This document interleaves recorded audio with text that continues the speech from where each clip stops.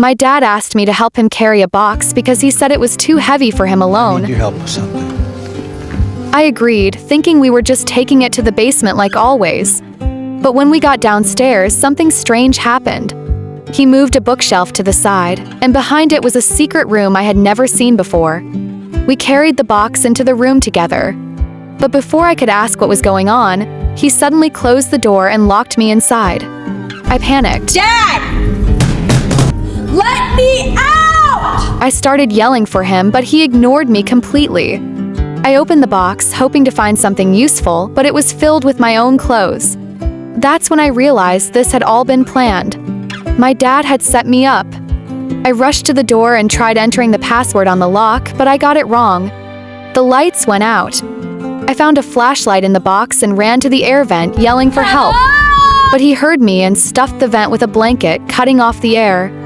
That night, when my mom noticed I was missing, she wanted to call the police.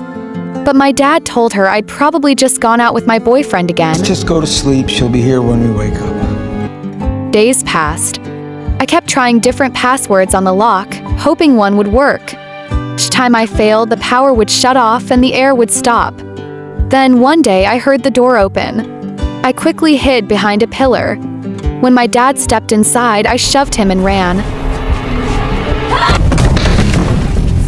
But my escape didn't last long. There was another locked security door outside the room. I pounded on it and screamed for help, but he caught me and dragged me back in. What happened after that was too horrible to describe. A few days later, my mom called the police to report me missing, but my dad stood right there, joking and trying to confuse the officers. She wants to visit all 50 states. It's not really a plan. When my boyfriend came to ask about me, my dad lied to him, said I'd run away with another guy. We were best friends in the old neighborhood since like first grade. She always said that she was going to run away with him one day, and right after graduation, she did. He was heartbroken and didn't know what to think. Meanwhile, my dad had complete control over me. If I didn't do what he said, he'd stop giving me food or anything I needed. I had to find ways to survive on my own. One day, while opening a can, I noticed the lid was sharp. I attached it to a piece of wood and made a small knife. I put on a dress he had given me and waited. When he opened the door, I attacked him. But he was too strong. He threw me to the ground and beat me badly.